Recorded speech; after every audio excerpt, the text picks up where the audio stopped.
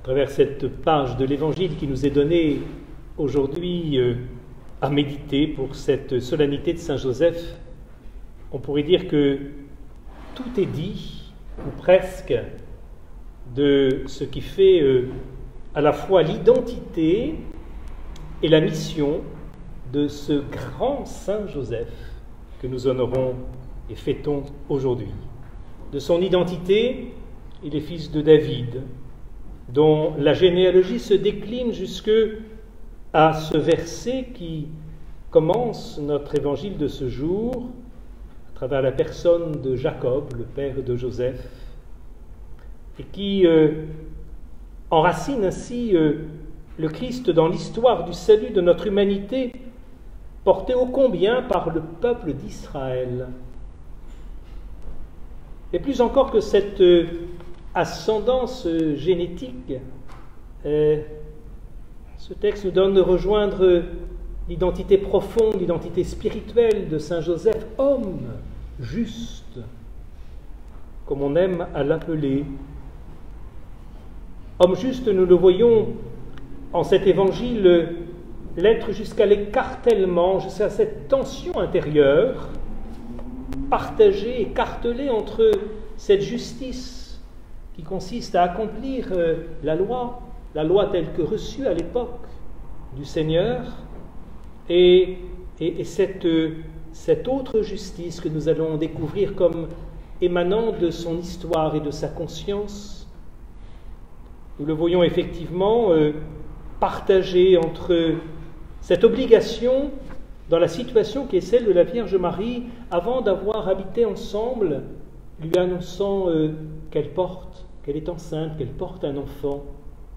Et la loi est claire là-dessus, qui exige que l'on répudie dans une telle situation une femme, et avec les conséquences qui en résulteront jusqu'à la lapidation.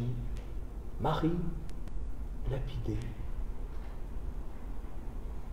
Cet autre appel de la justice qui est dans le cœur de Joseph, qui n'a aucune raison de mettre en doute la fidélité de Marie, qu'il aime jusqu'au bout, qu'il aime jusqu'à lui faire confiance jusqu'au bout, eh bien, effectivement, de décider de la répudier, mais dans le secret. Dans ce partage de sa conscience, de cette justice écartelante, vient le rejoindre la grâce du Seigneur à travers ce songe. Joseph, ne crains pas, Joseph, fils de David, ne crains pas de prendre Marie chez toi, car celle qu'elle va enfanter, c'est le don de l'Esprit Saint. Ne crains pas. Chacun de ces mots du message de l'ange est à porter, à peser. Ils sont ce qui constitue le cœur de notre foi chrétienne. Jésus-Christ, Fils unique de Dieu, conçu du Saint-Esprit et en même temps né de la Vierge Marie.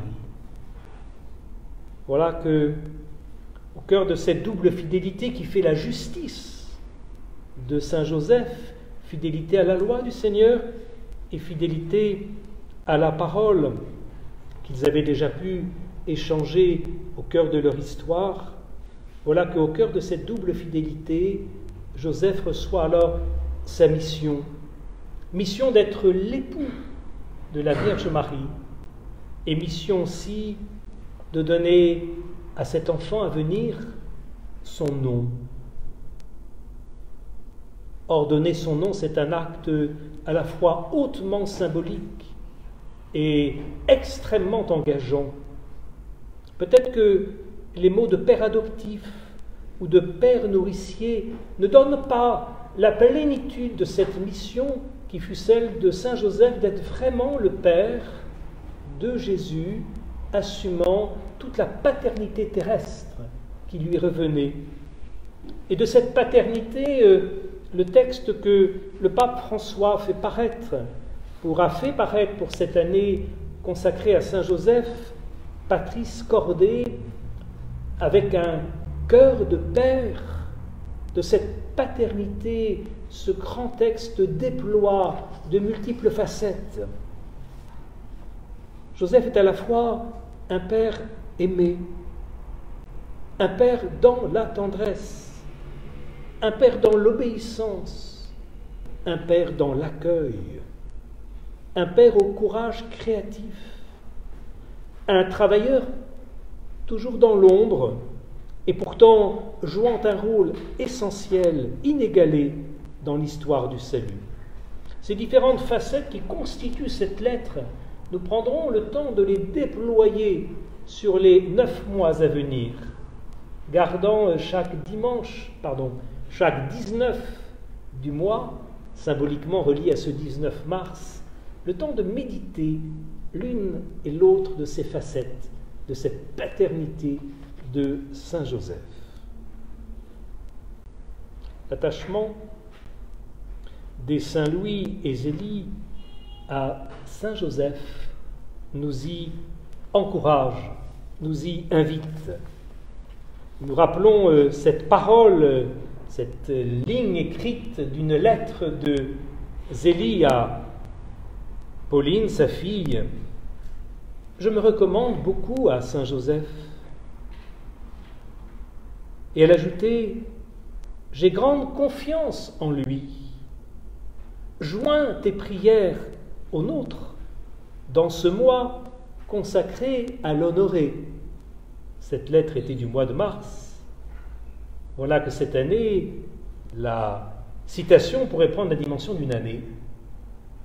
En cette année consacrée à l'honorer. Une chose est sûre, c'est que cette confiance en Saint Joseph est partagée par le pape François. Et il nous l'exprime et nous y encourage à la partager aussi, cette confiance, à travers cette année qu'il a ouverte le 8 décembre dernier. On aime à se rappeler qu'au cours des siècles, cette vénération de Saint Joseph, le peuple chrétien a aimé à l'associer à l'enfant Jésus et à la Vierge Marie, au point de devenir vénération de la Sainte Famille, appelée parfois Trinité terrestre.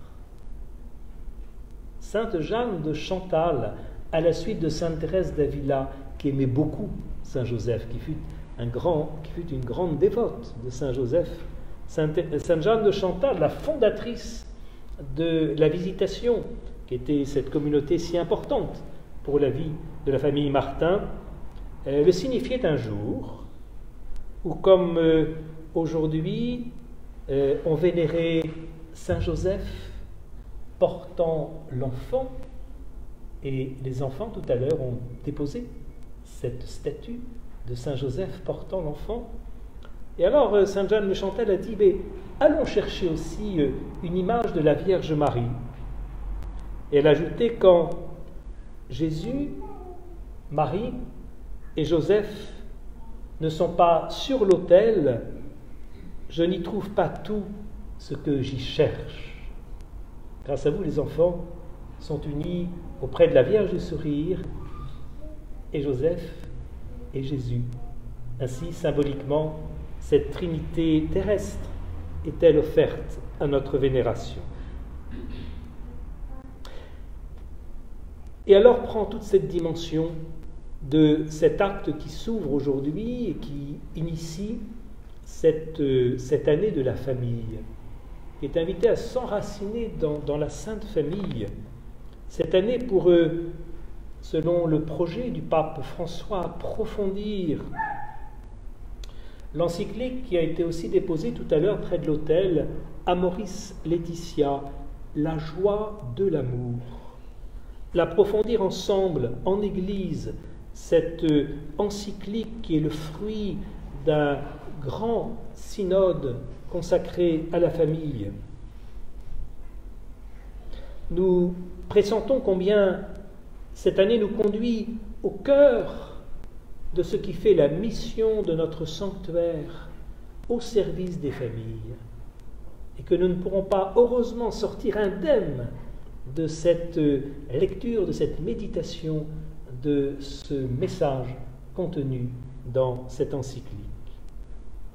Comment ne pas aussi nous rappeler, mes amis, que la canonisation des Saint Louis et Zélie, l'Église, en la personne du pape François, a choisi de la célébrer au cœur même de ce synode, au cours de la 2e session de ce synode, choisissant de canoniser pour la première fois dans l'histoire, non pas un couple, mais un couple ensemble, en tant que couple. Vous pressentez combien cette année va nous rejoindre au cœur du mystère au service duquel nous entendons nous mettre à travers la mission du sanctuaire. Tout à l'heure, nous prendrons ensemble, comme pour entrer dans la prière, cette prière qui conclut l'encyclique Amoris Laetitia, en confiant les fruits de cette année qui s'ouvre à la Sainte Famille tout d'abord, mais aussi à l'intercession des Saints Louis et Zélie. Nous leur demanderons, oui, que cette année porte beaucoup de fruits au service des familles. Amen.